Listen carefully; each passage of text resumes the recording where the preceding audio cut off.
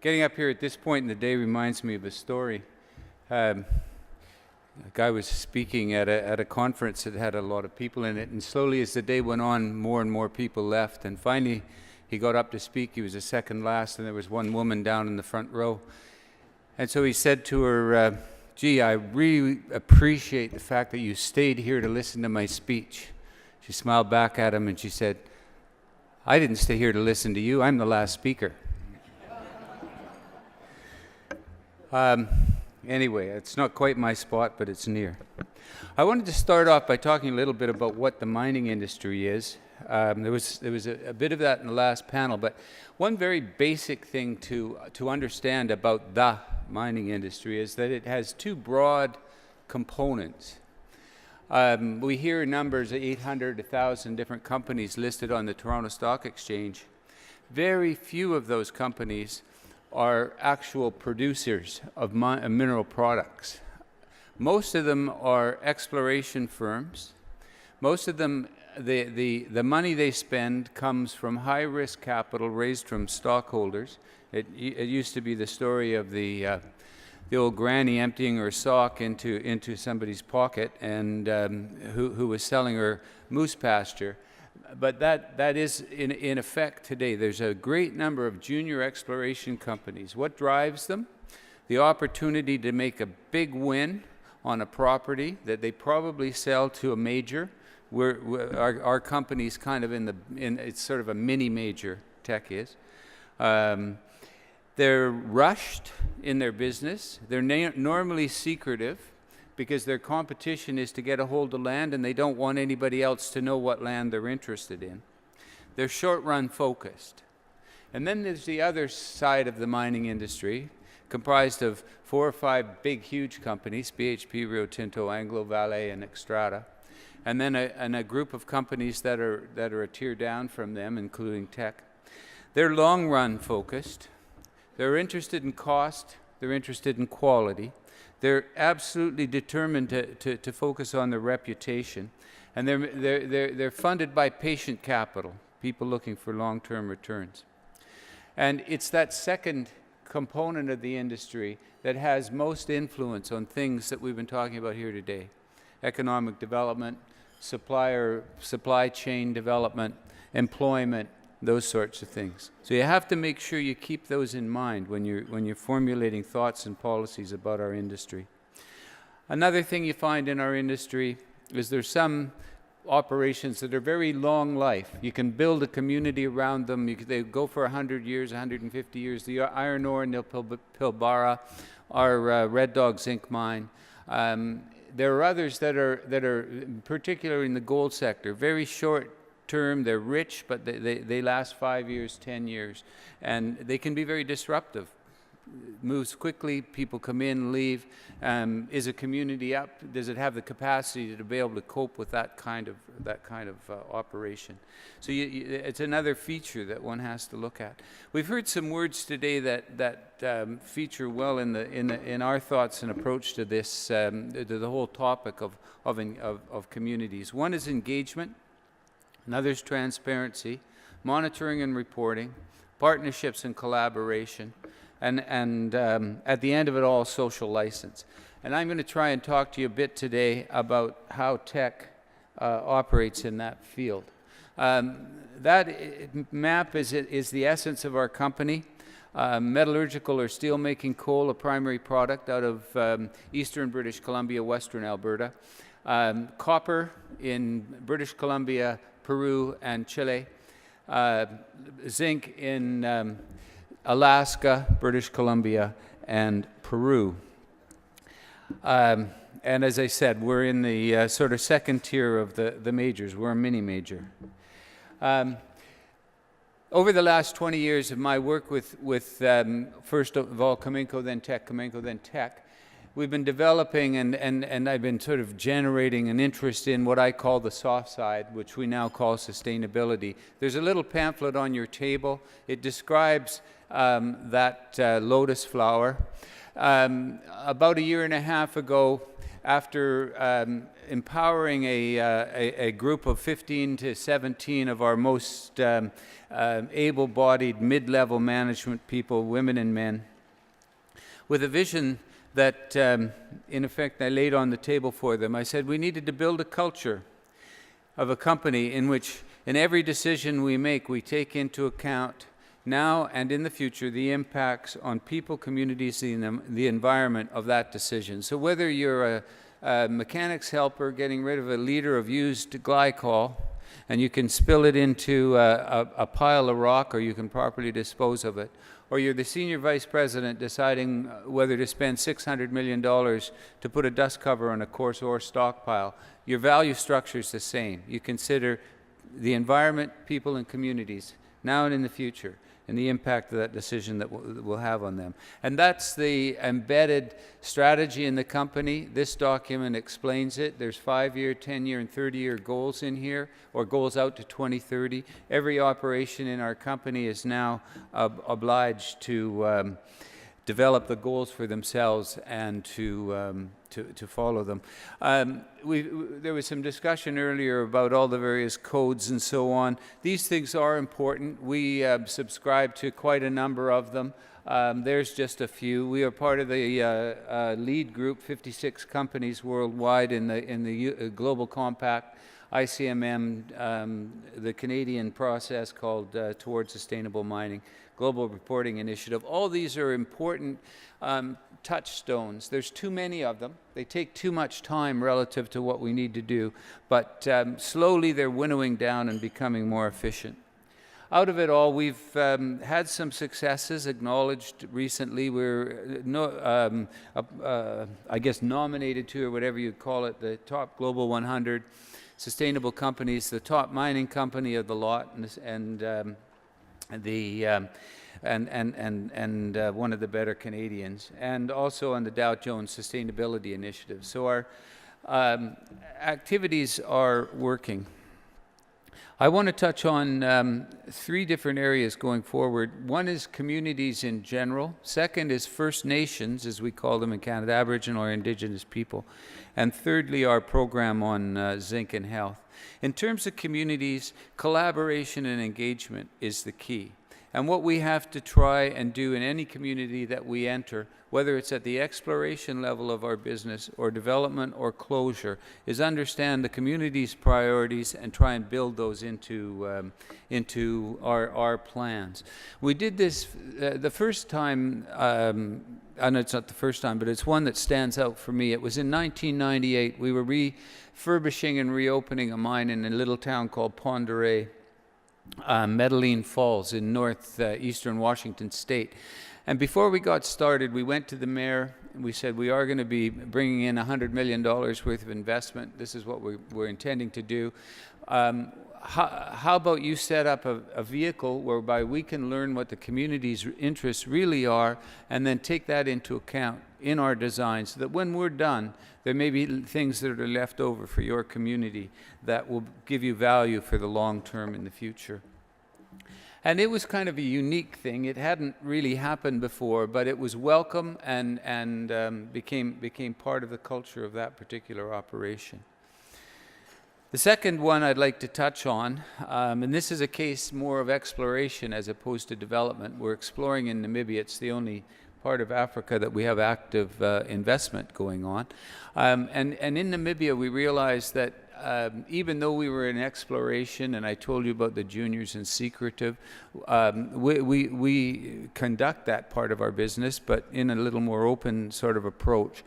And we went to the local communities in northern Namibia where we were operating and to the national government and determined that they were very interested in health worker planning and health worker training.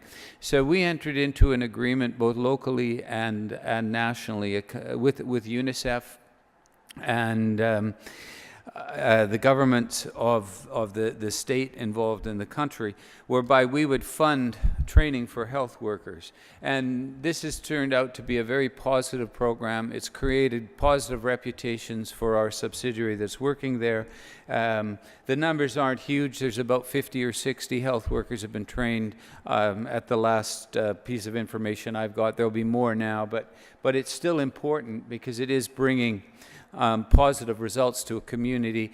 Whether or not we find an ore body, whether or not we develop an ore body, at least there's a nice foundation on which we can work into the future. In terms of Indigenous people, we share some things in common. One is remoteness. Most often where we work, where we find our bodies, they're remote, and very often where Indigenous people still live within a culture that's well defined, it's remote. We recognize that engagement is crucial to be able to develop an understanding of people's needs and to be able to interpret that understanding and provide whatever benefits we can. And the last point is sustainability. It is a wasting asset, whatever we are operating, whether it's a 100-year zinc mine or a 10-year gold mine, it is an asset that depletes. The real value in the long run is the education, is the business capability, is the infrastructure, turning natural capital to physical capital, human capital, and financial capital on behalf of a community, a province, or a nation. And so you have to find that sustainability and building capacity within the community to be able to, one, meet you on your own terms. In other words, we hire their lawyers for them and so on, and then to be able to have a fair and open discussion on opportunities. The principal instrument that we use is something called an impact benefits agreement. We have various forms of them, but they normally encompass things like clarification of what the process of engagement will be, management structures, establish obligations on us for employment, for business development, establish obligations on the Indigenous community for various forms of support, including things like identifying people who are properly trained in certain skills so that we can hire them, that kind of thing. At the present time in Canada, we have 22 different negotiating tables, most of them in British Columbia, some in Alberta, where we are conducting negotiations toward impact benefit agreements. Our most famous example is the Red Dog Mine. It's actually on territory owned by an Inupiat Eskimo people that call themselves Nana. 1982, we signed a development agreement that established a required set of payments. It established an obligation on us to employ. We have about 56% Nana shareholders right now, and had a obligation on us to help them create business. From their point of view, at that point they were about a $30 million corporation. They had been set up under the Alaska Claims Settlement Act. They now have a $1 billion corporation, and a lot of the businesses they operate spawn from things that they developed with us early on. Something called Nana Marriott, for example, is an entity that runs all the food services because it's a fly-in, fly-out, very remote mine, 1,000 kilometers north of Anchorage. Drilling companies, transportation companies, all these things they built off this mining operation and now sell around the world. They're active in Antarctica, they're active with the U.S. military around the world and various other places. So it's a shining example of a positive result. 1982, the agreement was signed. We've had our ups and downs. I was chairing the management committee for 15 years. The previous chair was 15 years, another old Kaminko person, but it's a lasting relationship that's developed out of the IBA as it was known in 1982. Another example, just quickly on this point, is a partnership, and I said partnerships were important. They're all important. This is with the Nature Conservancy of Canada and the Tunaha in eastern British Columbia. That woman, dancing girl there, is celebrating the origins of the Tunaha culture on a piece of ground near a lake called Columbia Lake. We, together with the TNC, purchased that and set it aside, dedicated it to preservation of this cultural icon for the Ktunaxa, but it also has a great number of values from the point of view of ecology. So it's just the kind of example you can find when you look. My last section of my talk is on zinc deficiency. In 2008 or so, the Copenhagen Consensus said that of all the interventions that could be funded with a $75 billion fund, the single best one was supplementation with vitamin A and zinc to the world's children that needed it. Zinc is a hugely important micronutrient for preventing stunting, for addressing the challenges of diarrhea, improving the immune system, and various other things. But 2 billion people in the world are deemed not to have enough zinc, and 500,000 kids, or more actually, die every year as a consequence of the challenges around diarrhea. The solution to diarrhea isn't zinc and oral rehydration salts, of course. The solution to diarrhea is hand washing and clean water and sanitation. But until we have that worldwide, we need the stopgap measure, the Band-Aids, and the Band-Aid is oral rehydration salts and zinc. We found that out. We decided to establish what we call a global citizenship program. It's beyond what would be normally known as corporate social responsibility, because we don't operate in any of the countries where this program is active. I'll talk about those in a moment. But this was in effect the picture that describes our program, starting on the left, therapeutic zinc for diarrhea, and then zinc supplementation just to deal with the nutritional problems, then advocacy, getting other people to put money into this component, food fortification, we have a partnership with BASF, fortifying staple foods, and lastly, crops. Zinc deficiency is a major issue in soils around the world.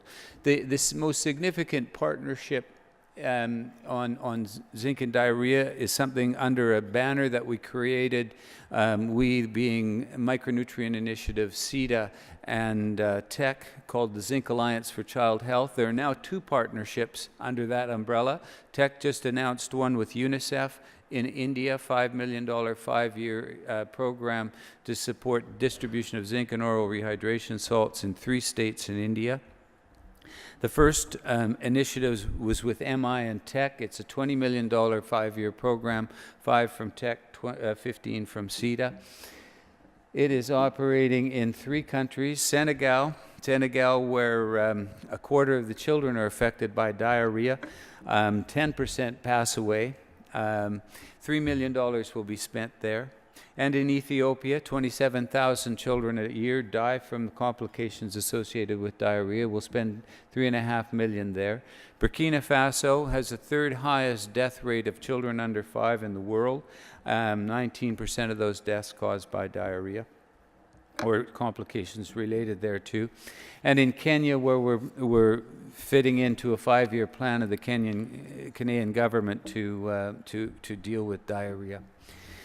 We estimate that some 5 million children so far have been touched by the benefits of the program, by getting zinc out there. And we find that really quite exciting. And why are we doing, what are we doing more? Sorry, I got it out of order. Crop nutrition, I said before, very important. And if you look at a map of the world with zinc, the one I showed you at the beginning, zinc deficiency in humans, zinc deficiency in soils almost exactly matches it. With BASF, we're working on fortification of food. They were doing vitamin A for wheat. We've added zinc to that, so it's now zinc and vitamin A going into wheat. Flour that will impact 100 million people around the world. And we're working where we can to raise awareness and bring it on. And the real benefit to Teck is employee engagement. We have 12,000, 13,000 employees, every one of whom knows of the program, is touched by it through zinc captains, through continual discussion, and they're really excited about the kinds of things we're accomplishing. That picture in the lower left is our CEO, along with 3 of the zinc captains, and some of the events that we put on around the company. With our partnership with UNICEF, we hope to have an opportunity to send 10 or 15 people who will be picked from among those 12,000 out to spend a week or 2 in the field with UNICEF in India over the next couple of years. So it's quite exciting. Thank you.